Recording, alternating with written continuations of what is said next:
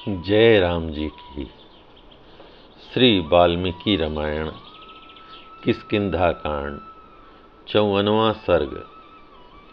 तारापति चंद्रमा के समान तेजस्वी तार के ऐसा कहने पर हनुमान जी ने यह माना कि अब अंगद ने वह राज्य जो अब तक सुग्रीव के अधिकार में था हर लिया। इस तरह बानरों में फूट पड़ने से बहुत से बानर अंगद का साथ देंगे और बलवान अंगद सुग्रीव को राज्य से वंचित कर देंगे। ऐसी संभावना का हनुमान जी के मन में उदय हो गया। हनुमान जी अच्छी तरह से जानते थे कि बाली कुमार अंगद 8 गुण वाली बुद्धि से 4 प्रकार के बल से और 14 गुणों से संपन्न हैं। वे तेज बल और पराक्रम से सदा परिपूर्ण हो रहे हैं। शुक्ल पक्ष के आरंभ में चंद्रमा के समान राजकुमार अंगद की श्री दिनों दिन बढ़ रही है। ये बुद्धि में बृहस्पति के समान और पराक्रम में अपने पिता बाली के तुल्य हैं। जैसे देवराज इंद्र बृहस्पति के मुख से नीति की बातें सुनते हैं, उसी प्रकार ये अंगद तार की बातें सुनते हैं।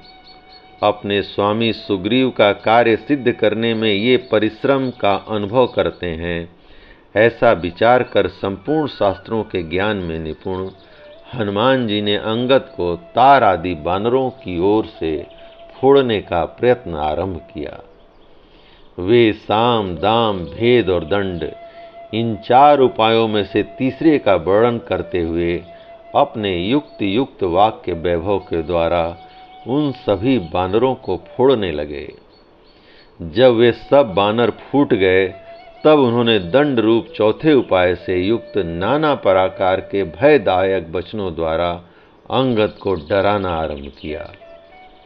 तारानंदन, तुम युद्ध में अपने पिता के समान ही अत्यंत शक्तिशाली हो, यह निश्चित रूप से सबको विदित है। जैसे तुम्हारे पिता बानरों का राज्य संभालते थे, उसी प्रकार तुम भी उसे दृढ़तापूर्वक धारण करने में समर्थ हो। किंतु बानर शिरोमणि, ये कपि लोग सदा ही चंचल चित्त होते हैं। अपने स्त्री पुत्रों से अलग रहकर तुम्हारी आज्ञा का पालन करना इनके लिए सह नहीं होगा।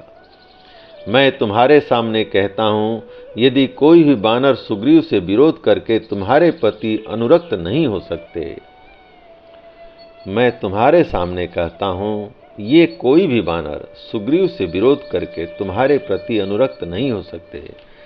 जैसे ये जाम्बवान नील और महाकपि सुहोत्र हैं, उसी प्रकार मैं भी हूँ। मैं तथा ये सब लोग साम दान आदि उपायों द्वारा सुग्रीव से अलग नहीं किए जा सकते। तुम दंड के द्वारा भी हम सबको बानर राज से दूर कर सको, यह भी संभव नहीं है। अतः सुग्रीव तुम्हारी अपेक्षा प्रबल हैं। दुर्बल के साथ विरोध करके बलवान पुरुष चुपचाप बैठा रहे, यह तो संभव है, परंतु किसी बलवान से बैर बांधकर कोई दुर्बल पुरुष कहीं भी सुख से नहीं रह सकता। अतः अपनी रक्षा चाहने वाले दुर्बल पुरुष को बलवान के साथ विग्रह नहीं करना चाहिए। यह तो नीतिज्ञ पुरुषों का कथन है।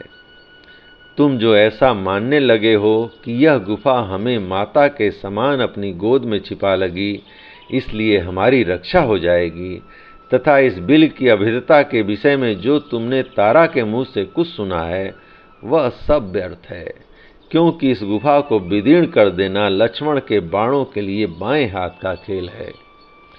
पूर्व काल में जहाँ वज्र का प्रहार करके इंद्र ने तो इस गुफा को बहुत थोड़ी हानि पहुंचाई थी, परंतु लक्ष्मण अपने पैने बाणों द्वारा इसे पत्ते के दाने की भांति विदीर्ण कर डालेंगे। लक्ष्मण के पास ऐसे बहुत से नाराज हैं जिनका हल्का सा भी स्पर्श वज्र और अशनि के समान चोट पहुंचाने वाला है।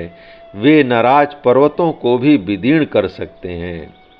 शत्रुओं को संताप देने वाले वीर, ज्यों ही तुम इस गुफा में रहना आरंभ करोगे, त्यों ही ये सब बानर तुम्हें त्याग देंगे, क्योंकि इन्होंने ऐसा करने का निश्चय कर लिया है।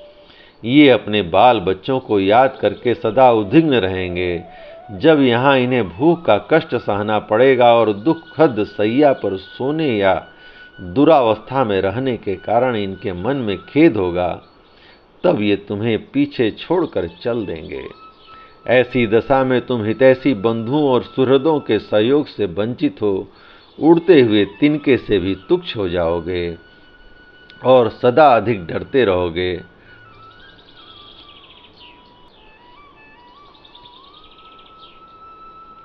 लक्ष्मण के बाण घोर, महान, वेगशाली और दुर्जय हैं। श्री राम के कार्य से विमुख होने पर तुम्हें कदापि मारे बिना नहीं रहेंगे। हमारे साथ चलकर जब तुम विनीत पुरुष की भांति उनकी सेवा में उपस्थित होगे, तब सुग्रीव क्रमशः अपने बाद तुम्ही को राज्य पर बैठाएंगे। तुम्हारे चाचा सुग्रीव धर्म के मार्ग पर चलने वाले राजा हैं। वे सदा तुम्हारी प्रसन्नता चाहने वाले, दृढ़ व्रत, पवित्र और सत्य प्रतिज्ञ हैं, अतः कदापि तुम्हारा नाश नहीं कर सकते। अंगद, उनके मन में सदा तुम्हारी माता का प्रिय करने की इच्छा रहती है। उनकी प्रसन्नता के लिए ही वे जीवन धारण करते हैं। सुग्रीव के तुम्हारे सिवा कोई दूसरा पुत्र भी नहीं है, इसलिए तुम्हें उनके पास चलना चाहिए। जय राम जी की। इस प्रकार श्री वाल्मीकि निर्मित आर्ष रामायण आदि काव्य के किष्किंधा कांड का 54वां सर्ग प्रभु श्री राम की कृपा से पूर्ण हुआ। जय राम जी की।